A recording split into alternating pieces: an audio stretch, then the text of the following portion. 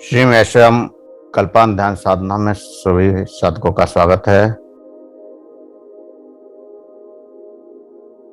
आज की साधना के लिए किसी भी आसन में सहज होकर बैठ जाएं। किसी भी आसन में सहज होकर बैठ जाएं। वीडियो सभी ऑन कर लें और किसी भी आसन में सहज होकर बैठें।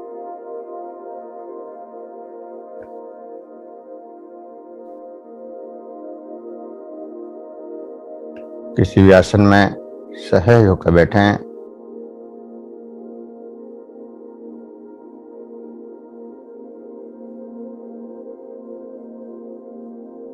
वीडियो ऑन कर सकते हैं अब और किसी भी आसन में सहज होकर बैठ जाएं।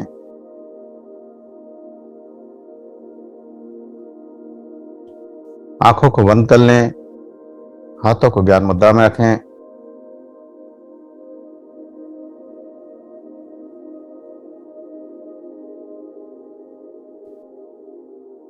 कमर गर्दन सीधी और सहज हो जाएं। जो श्वास अंदर जा रहा है, जो श्वास बाहर आ रहा है, उस श्वास के साथ सहज होते जाएं, रिलैक्स होते जाएं। प्रत्येक श्वास के साथ रिलैक्स होते जाएं, सहज होते जाएं और उन श्वासों का एहसास करें। श्वासों के द्वारा जो ऊर्जा अंदर जा रही है, उस ऊर्जा को महसूस करें।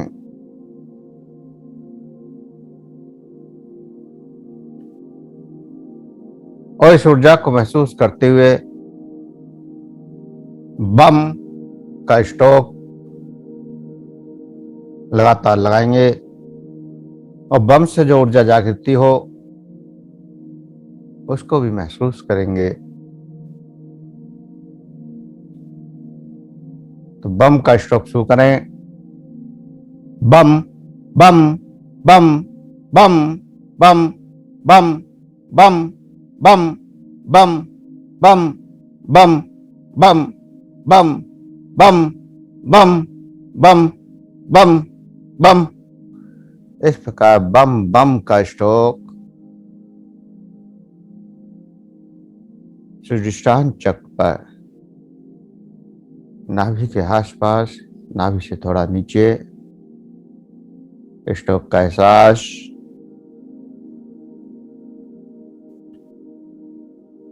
और वहां उठती हुई ऊर्जा को भी महसूस करना है, वहां जागृत होती हुई एनर्जी को महसूस करना है। जो एनर्जी बम बम के स्ट्रोक से जागृत हो,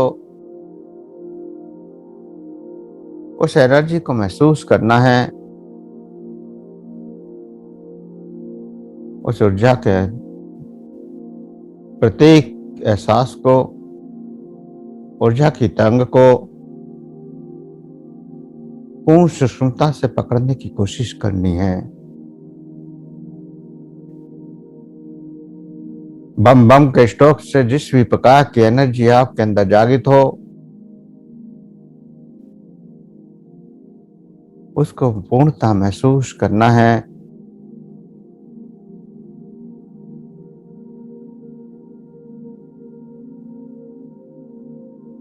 आपका शरीर, आपका मन स्थिर होता जा रहा है। जैसे जैसे आप बम का स्ट्रोक लगा रहे हैं, वैसे वैसे आपका शरीर, आपका मन, आपका भाव शांत होते जा रहे हैं। बम बम बम बम बम बम बम बम बम बम बम बम बम पूरी शक्ति से, जैसे कपालभाति करते हैं, लेकिन कपालभाति में कोई शब्द नहीं होता है। यहाँ बम बम का स्ट्रोक है, बम शब्द है, और इस बम से स्वादिष्टान चक्र पर ऊर्जा की जागृति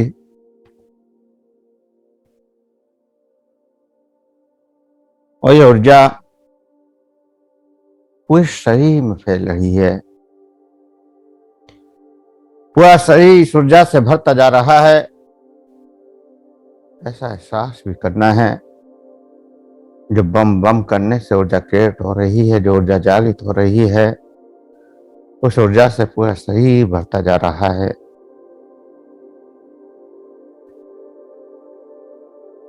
अद्भुत ऊर्जा का प्रभाव पूरे शरीर में फैल रहा है। उस ऊर्जा के प्रभाव को महसूस करें।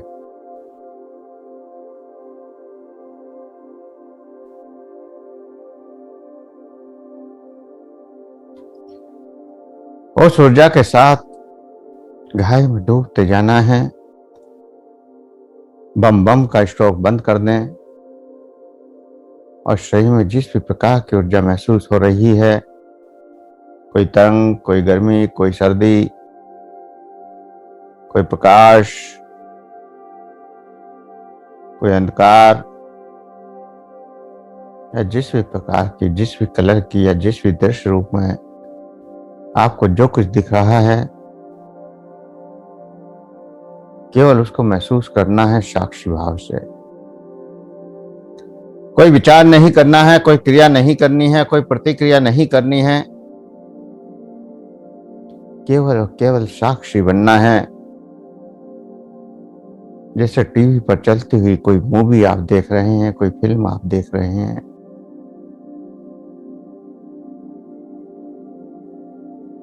लेकिन कोई प्रतिक्रिया नहीं करते, सिर्फ देखते रहते हैं। ऐसे ही अपने आज्ञा चक्र के पटल पर, चिदाकाश पर जो कुछ भी चल रहा है, चाहे वो रील खाली चल रही हो, ब्लैक हो, कलरफुल हो, कोई दृश्य हो, जो कुछ भी चल रहा हो, केवल उसको साक्षी और साक्षी भाव से देखते हुए जाएं। किसी भी चीज पर कोई विचार नहीं करना है, कोई प्रतिक्रिया नहीं करनी है कि ये क्यों दिख रहा है, कैसे दिख रहा है, क्या हो रहा है, कुछ नहीं, सिर्फ और सिर्फ साक्षी भाव।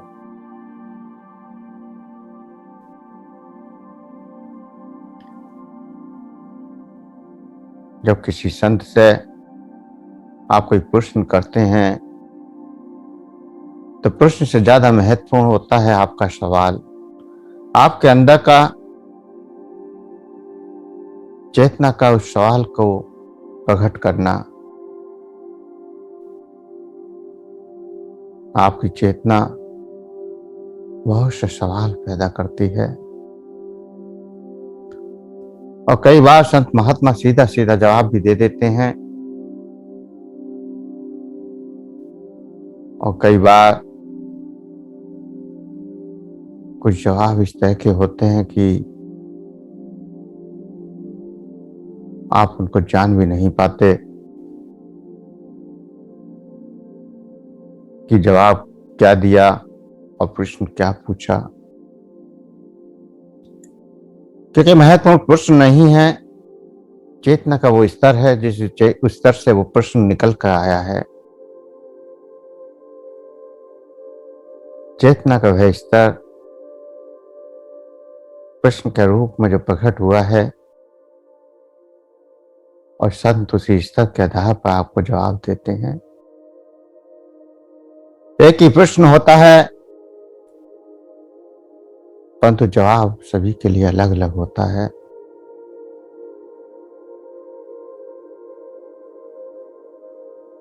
कि चेतना के जिस स्तर पर आप बैठे हुए हैं, जिस स्तर पर आप पहुंचे हुए हैं, उसी स्तर के जवाब से आप संतुष्ट हो सकते हैं। और आपके स्तर से आगे का जवाब दिया तो भी आपकी चेतना उसको स्वीकार नहीं करती है।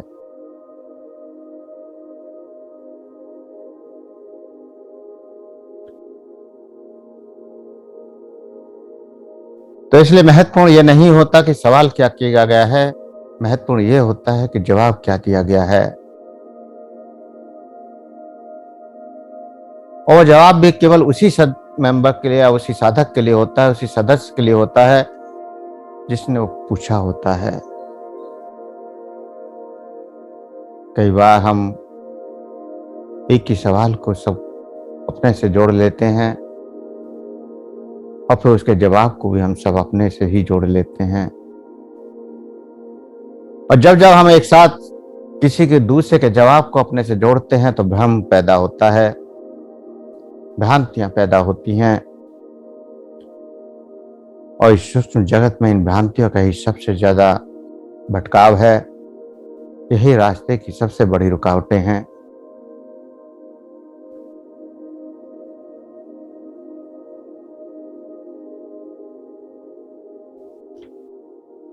तो इसलिए जवाब वही दिया जाता है जिसकी जरूरत होती है। और जो चेतना आपकी जानना चाहती है और उससे आगे के जवाब के लिए आपको संघर्ष करना पड़ता है, साधना करनी पड़ती है, तब वो रहस्य सामने आते हैं। जब रहस्य सामने आते हैं तो जवाब को समझना भी आसान हो जाता है, क्योंकि अध्यात्म के स्तर पर, अध्यात्म के पथ पर जब आप आगे बढ़ते हैं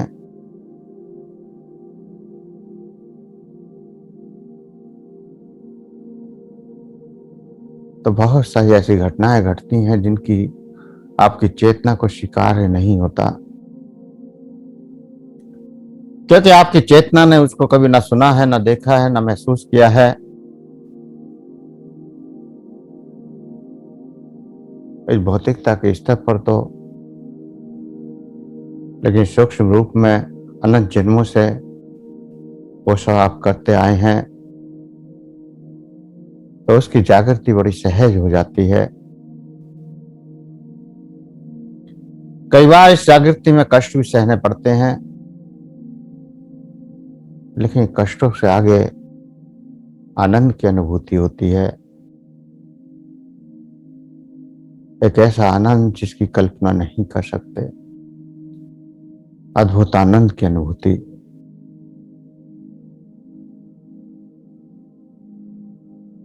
ऐसा गहरा आनंद इस ऊर्जा के साथ जो सही में ऊर्जा बढ़ रही है, जो तंग बढ़ रही हैं, जो स्थिरता बढ़ रही है, जो एकाग्रता बढ़ रही है, उसके साथ लगातार आगे बढ़ते जाएं।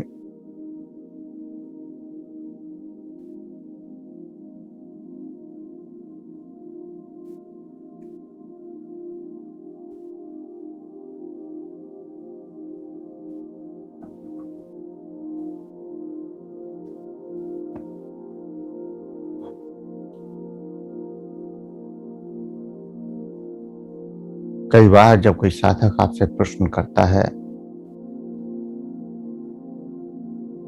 तो उस प्रश्न का जवाब उसके पास स्वयं होता है।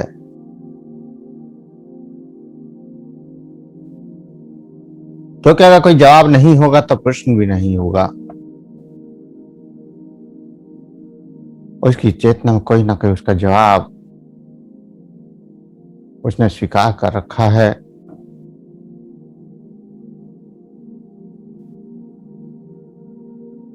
और अधिकतर उसी जवाब को सुनने की चाह भी रखते हैं।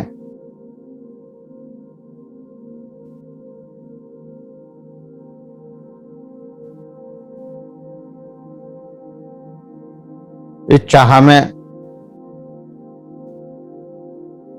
अगर जवाब हमारे अनुकूल मिलता है, हमारी चेतना के अनुरूप होता है, तो हम उसे स्वीकार कर लेते हैं।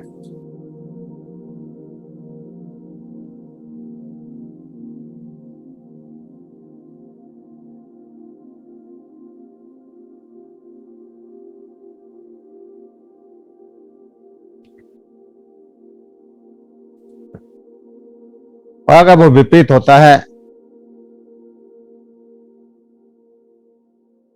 तो फिर उसी में विरोध प्रकट हो जाता है। हम कहते हैं कि इनको कुछ नहीं पता, क्योंकि हर व्यक्ति यही चाहता है कि जवाब हमारे अनुरूप मिले।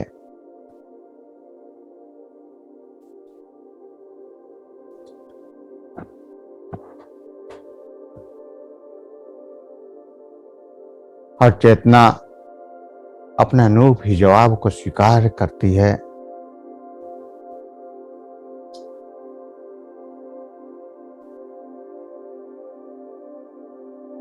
उसके विपरीत किसी भी जवाब को स्वीकार नहीं करती।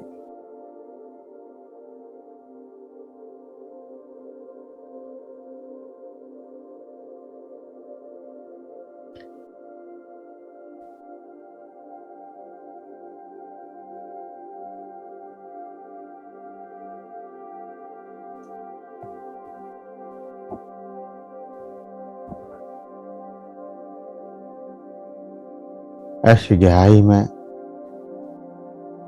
डूबते जाएं और स्वयं के सवालों के जवाबों को भी ढूंढने की कोशिश जब आप अंतः जगत में करते हैं तो सहज में वो मिलने भी शुरू हो जाते हैं। लेकिन वहां के जवाबों को समझना और जानना इतना सहज नहीं होता। उन जवाबों को समझने के लिए और जानने के लिए और वहां के जवाबों को अनुभव करने के लिए साधना की गहराइयों की जरूरत होती है।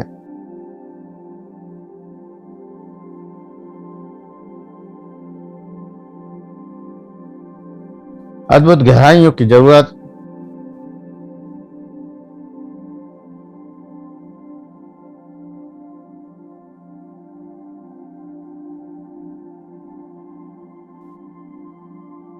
गहरी अनुभूतियां, गहरा प्रभाव,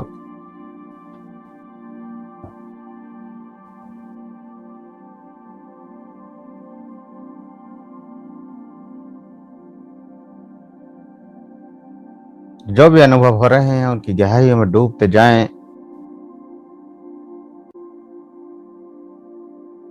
लगातार आगे बढ़ते जाएं, सहज आगे बढ़ते जाएं। कोई सोचना नहीं है, कोई विचार नहीं करना है, कोई प्रतिक्रिया नहीं करनी है। और जो भी ऊर्जा की जागृति हो रही है उसको पूरे शरीर में बढ़ते हुए महसूस करना है। लगातार ये ऊर्जा पूरे शरीर में बढ़ती जा रही है।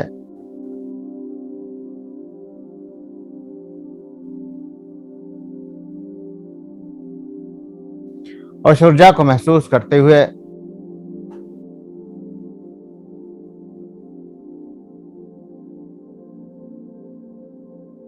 शांत हो जाएं। पूर्णतः कुछ देर इस शांति का अनुभव करें और जो कुछ प्रकट हो वो साक्षी भाव से देखें।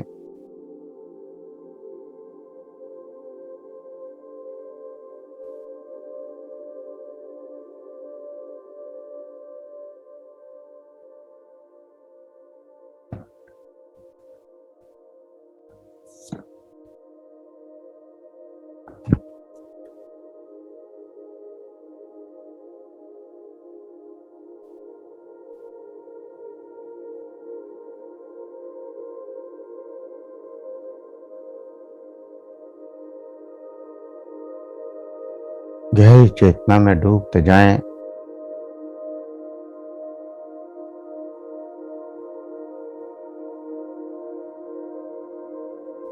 पूर्ण शून्यता की ओर बढ़ते जाएं।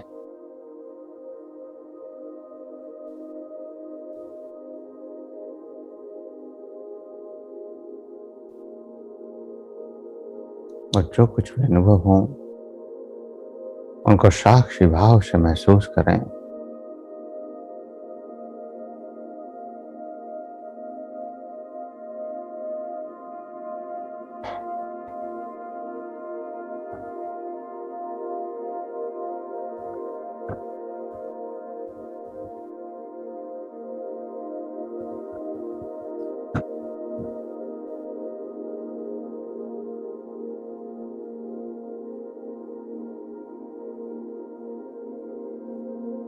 गहरी चेतना में डूबते जाएं।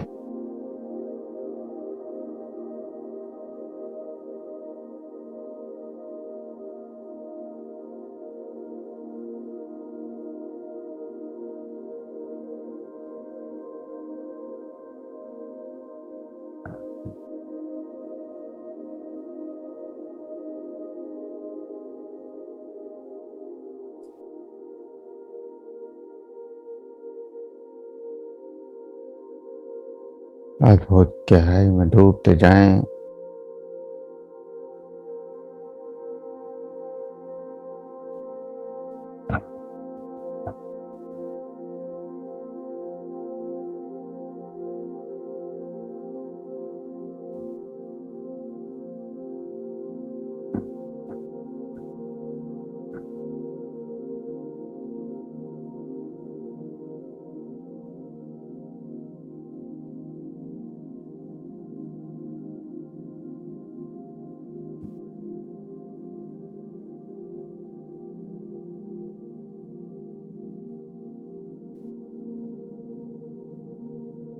गहरी चेतना में बैठे रहें।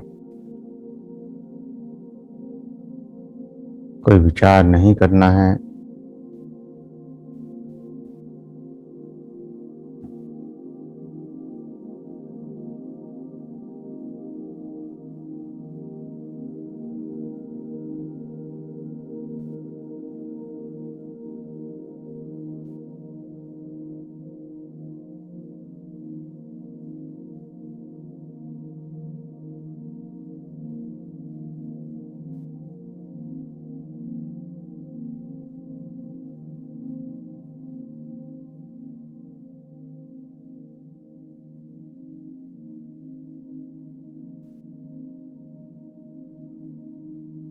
गहरी चेतना में डूबते जाएं। उस चेतना का अनुभव करते हुए जो भी एहसास हो रहे हैं उन एहसासों को करते हुए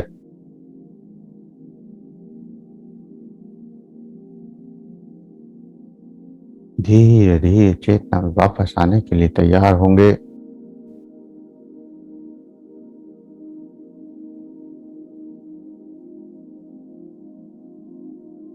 दो गहरे लंबे सांस भरें। तो गहरे लंबे सांस और श्वास के साथ शरीर का एहसास करें। शरीर का एहसास करें।